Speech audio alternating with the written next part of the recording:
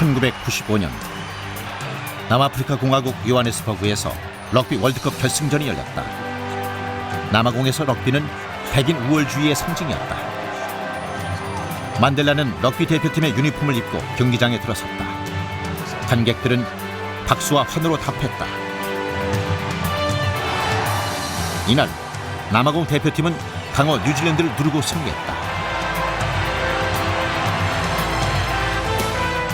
눈길을 마주치는 것조차 꺼리던 흑인과 백인은 인종을 뛰어넘어 처음으로 화합을 이루었다. 스포츠가 가진 힘 너머에는 평화와 화합이라는 신념을 지켜온 넬슨 만델라 대통령이 있었다.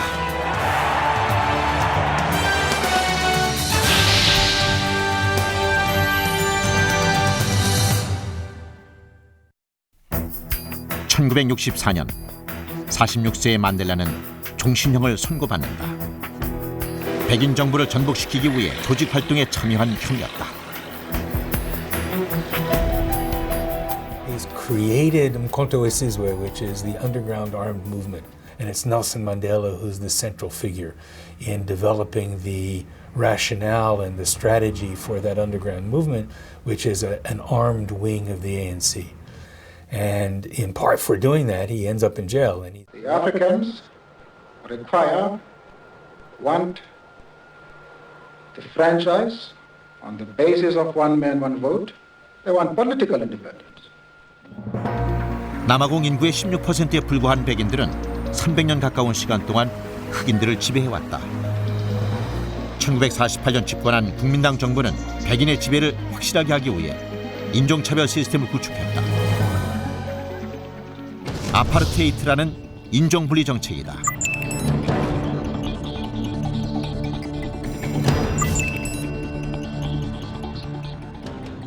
So where the apartheid government's vision about South Africa was that diverse people could never live together, and that the white people were superior and that they therefore needed to dominate. 아파르트헤이트 이후 흑인들은 항상 신분증을 소지하고 다녀야 했다. 흑인들을 감시하고 통제하기 위한 통행법은 흑인들의 반감을 불러일으켰다. 인종분리 정책에 항의하는 흑인들의 시위는 계속됐다. 1976년 소웨토에서 일어난 대규모 항쟁은 학교 수업을 백인들의 언어로 진행해야 한다는 정부의 방침에 대항하는 시위였다. 정부의 강압적인 진압으로 150여 명이 사망했다. 대부분 어린 학생들이었다. So the level of violence has increased. The confrontations have increased. Students are protesting. Urban residents are protesting. Trade unionists are protesting, and that's a period of much stronger opposition within South Africa. 수감 중이던 만델라는 부인 위니와 측근들을 통해 자신의 뜻을 전달하며 흑인 저항 운동을 이끌어갔다. 보타 대통령은 흑인들의 투쟁에 더욱 강경하게 대처했다. We are standing here firm as a nation of white people. I am not considering even to discuss the possibility of black majority government in South Africa. 보타는 비상기업령을 선포하고 군대와 경찰을 동원해 시위를 진압했다.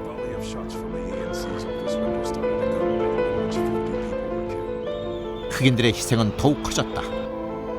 이 싸움을 멈추기 위해서는 누군가 첫걸음을 내딛어야 했다.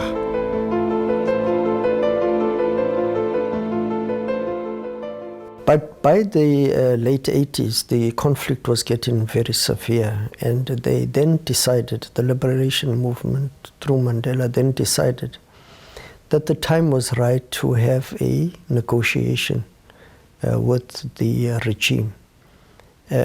So that we don't have to destroy the country. We don't have to see more South Africans die. 1985년 봄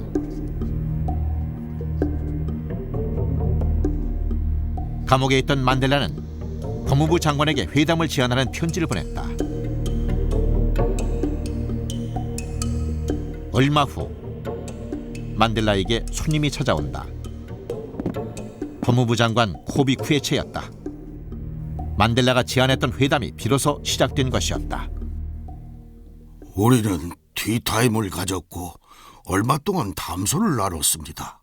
그는 흑인 저항단체가 백인정부와 민주주의에 대해 관심을 갖고 있으며 폭력은 그들의 진정한 목표가 아니라는 것을 내가 받아들이길 바라고 있었습니다.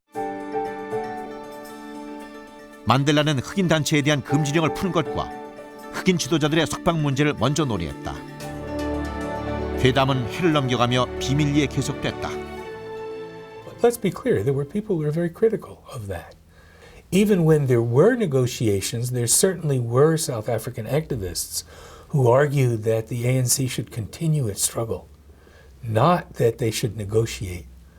And the terminology is very striking. 만델라는 감옥에 있는 그의 동지들에게도 회담 사실을 알리지 않았다. 만델라가 만나고 싶었던 사람은 보타 대통령이었다. 백인 정부와 흑인 단체가 협상 테이블에 앉기 위해서는 보타 대통령을 움직여야 했다. 하지만 한동안 답이 없었다.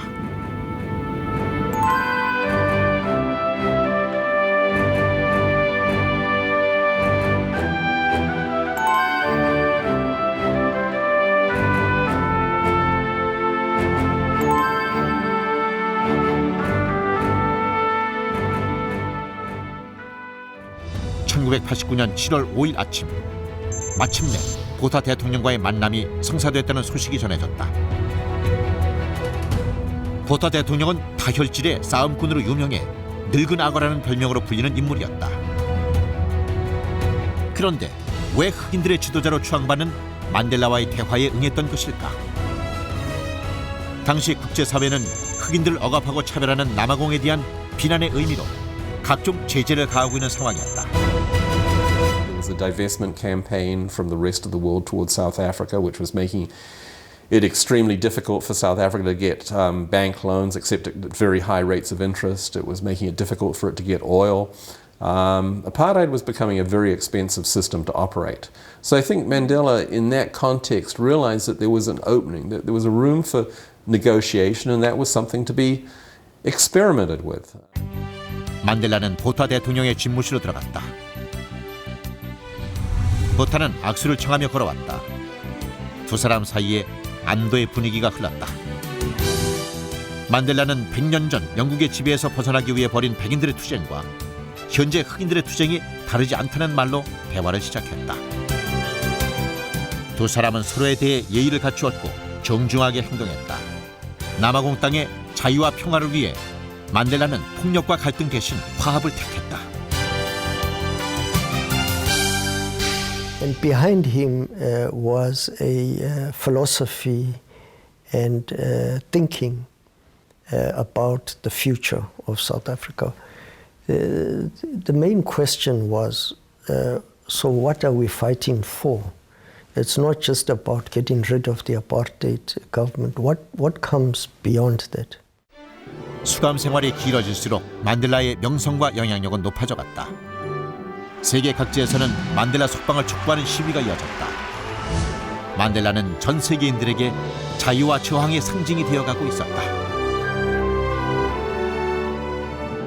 The movements all around the world, people in London, people in New York, people in Sydney, starting to wear T-shirts, Free Mandela.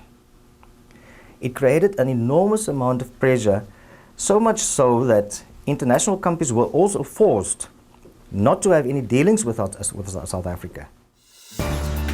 1989년 9월, 건강 문제로 사임한 보타의 뒤를 이어 데클레르크가 대통령이 됐다. 데클레르크는 즉각 만델라와의 협상에 나섰다. I wish to put it plainly that the government has taken a firm decision to release Mr. Mandela unconditionally. I am serious about bringing this matter to finality without delay.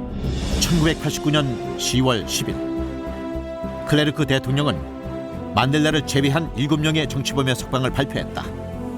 아무런 조건 없는 석방이었다. 아프리카 민족회의를 포함한 흑인 저항 조직에 내려진 금지령도 철폐됐다. 인종갈등의 평화적인 해결을 위한 만델라의 오랜 노력이 결실을 맺어가고 있었다. 만약 내가 빨리 대화를 시작하지 않았다면 양측 모두 탄압, 폭력, 그리고 전쟁이라는 칠흑 같은 어둠에 빠져들었을 것입니다.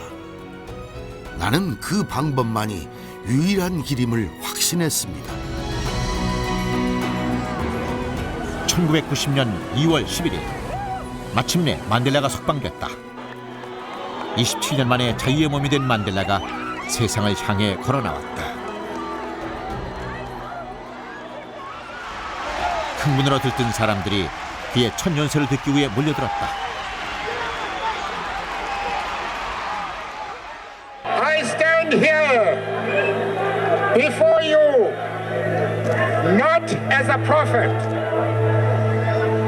but as a humble servant of you, the people. 석방 후 만델라는 남아공의 새로운 길을 모색했다. 데클레르크 정부와 공식 협상을 통해 새로운 헌법 제정과 모든 인종이 참여하는 선거에 대해 논의했다. 하지만 협상을 하는 중에도 흑인 세력과 백인 정부와의 폭력 사태는 계속됐다. 매년 수천 명의 사상자가 발생했다. There was constantly the risk that notwithstanding the commitment of some participants to negotiate a transition, there were others who were sufficiently unhappy that it would fall apart. 폭력에 폭력으로 맞서는 투쟁이 계속되던 시기, 흑인 저항단체의 지도자 크리스 하니가 백인에게 암살되는 사건이 벌어졌다. 흑백 간 전면적인 내전이 터질 위기였다. 만델라는 당장 요하네스버그로 달려갔다. 만델라는 흑인들의 분노가 아니라 그들에게 남아있는 관용에 호소했다. This is a watershed moment for all of us.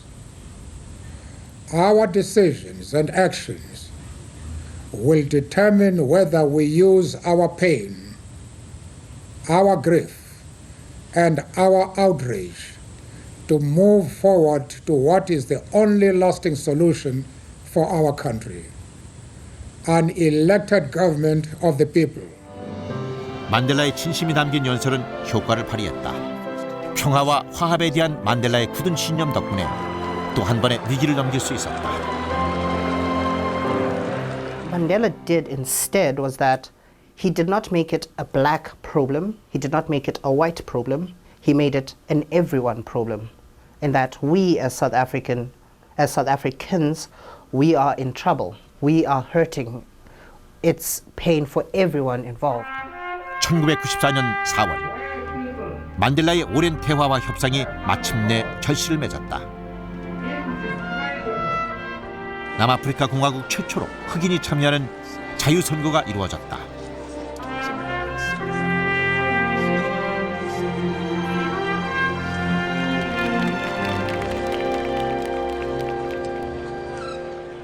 (350 years of struggle).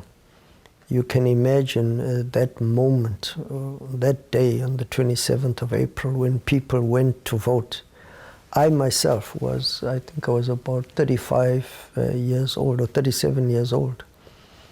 I voted for the first time when I was 35 years old because I was disenfranchised. So it was a great day of national celebration. 만델라가 이끈 아프리카 민족회의는 전체 투표의 62.5%가 넘는 압승을 거두었다. 300여 년간 이어졌던 백인 통치에 종지부를 찍는 순간이었다. 만델라는 남아공 최초의 흑인 대통령으로 취임했다. 전 세계 10억 명의 시청자들이 지켜보는 가운데 역사적인 취임 선서가 이루어졌다. Never, never, and never again shall it be that this beautiful land will again experience the oppression of one by another and suffer the indignity. 대통령의 자리에 오른 만델라는 일체의 정치적인 보복 대신 흑백 화합을 위해 헌신했다. 뿌리 깊은 인종차별을 극복하고 새로운 남아공의 문을 연 만델라. 평화와 화합의 정신은 그가 조국에 남긴 가장 값진 선물이다. 마 스스로가 변화를 거부하면서 어떻게 국민들이 변하길 바라겠습니까? 치졸한 복수보다는 연민과 자제력과 관대함이 상대를 놀라게 하는 방법입니다.